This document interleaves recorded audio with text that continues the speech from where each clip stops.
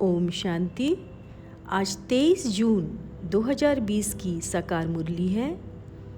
आज मीठे बाबा बोले, मीठे बच्चे, बाप आए हैं तुम्हें ज्ञान से शुद्ध खुशबूदार फूल बनाने। तुम्हें कांटा नहीं बनना है, कांटों को इस सभा में नहीं लाना है। हम बच्चे जानते हैं ये कोई नई बात नहीं है। बागवान भी बैठा है, माली भी है, फूल भी है। हम याद भी करते हैं बागवान खिवैया को। बाबा आए हैं यहाँ से पार ले जाने। बाबा कहते हैं याद की यात्रा पर रहना है। अपने को आप ही देखो कि हम कितना दूर जा रहे हैं, कितना अपनी तमो प्रधान अवस्था से सतो प्रधान अवस्था तक पहुँचे हैं। जितना सतो प्रधान अवस्था होती जाएगी तो हम समझेंगे अभी हम लौट रहे हैं। खुशी भी चढ़ी रहेगी। जो जितना जितना मेहनत करते हैं उतना उनमें खुशी आएगी। जैसे परीक्षा के दिन होते हैं तो स्टूडेंट समझ जाते हैं कि हमने कितनी पढ़ाई की है और हम कहाँ तक पास होंगे। यहाँ पर भी ऐसा ही है। हर एक बच्चा अपने को जानता है कि कहाँ तक हम खुशबूदार फूल बने हैं और कितना खुशबूदार औरों को बनाते हैं। बाबा कहते हैं मैं प्रैक्टिकल में पढ़ाता हूँ तो पढ़कर पढ़ाओ, जिससे और भी कांटे से फूल बने। अविनाशी ज्ञान रत्नों का दान करो। आज का प्रश्न है, जो बच्चे याद की यात्रा में मेहनत करते हैं उनकी निशानी क्या होगी?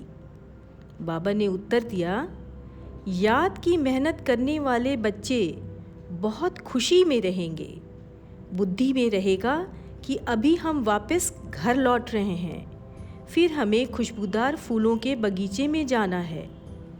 तुम याद की यात्रा से खुशबूदार बनते हो और दूसरों को भी बनाते हो। यहाँ बाबा सतयुगी दुनिया को फूलों का बगीचा कहते हैं।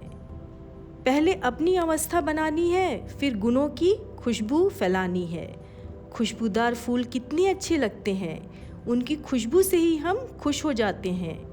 हमें कांटे अर्थात अवगुणों को निकाल देना है।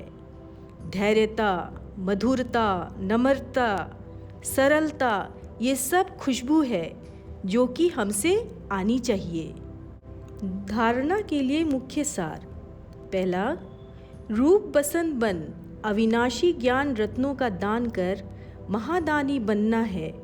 जो पढ़ाई पढ़ते हो वो दूसरों को भी पढ़ाना है।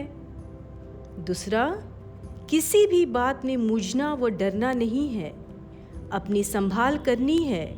अपने आप से पूछना है कि मैं किस प्रकार का फूल हूँ, मेरे में कोई बदबू तो नहीं है। यहाँ बाबा हम बच्चों को कह रहे हैं कि दूसरों को भी ज्ञानदान देकर महादानी बनना है। जो पढ़ाई पढ़ रहे हैं उसे दूसरों को भी पढ़ाना है। किसी बात में कंफ्यूज नहीं होना है। माया से अपनी संभाल करनी है। बाबा ने वरदान दिया, ना उम्मीदी की चिता पर बैठी हुई आत्माओं को नए जीवन का दान देने वाले त्रिमूर्ति प्राप्तियों से संपन्न भव।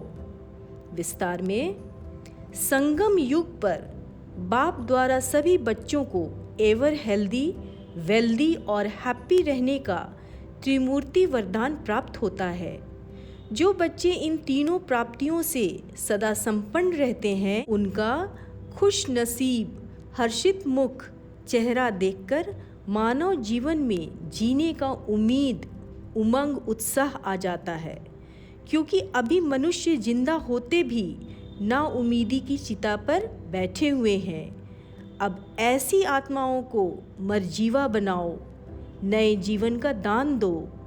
सदा स्मृति में रहे कि यह तीनों प्राप्तियां हमारा जन्मसिद्ध अधिकार है। तीनों ही धारणाओं के लिए डबल अंडरलाइन लगाओ। आज का स्लोगन, न्यारे और अधिकारी होकर कर्म में आना यही बंधन मुक्त स्थिति है। न्यारे और अधिकारी होकर, देह से न्यारे होकर कर्म इंद्रियों को मालिक बनाकर कर्म कराओ तो बंधन मुक्त स्थिति है। ओम शांति।